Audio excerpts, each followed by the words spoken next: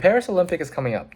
When the most athletic people on Earth compete for medals next month, I decided to call up my friends who dreams to be an Olympian. This is Caesar, the best hurdler of my school. Today he's gonna show me how to hurdle.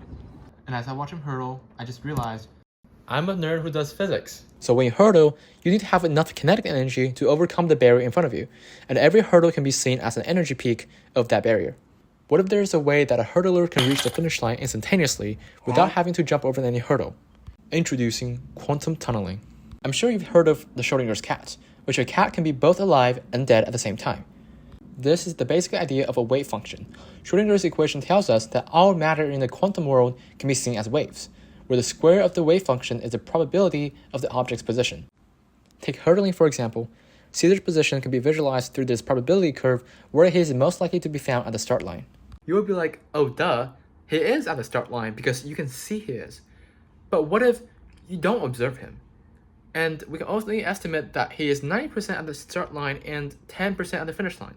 So no matter how intense the barriers are, there is always a chance that once in a while that we will find Caesar at the finish line. Nothing can travel faster than the speed of light.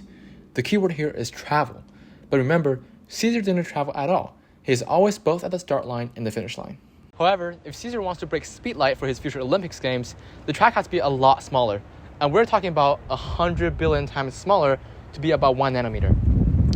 And Caesar has to also lose enough weight to be about the mass of a proton. Quantum tunneling is the essential process for nuclear fusion that allows the sun to emit light.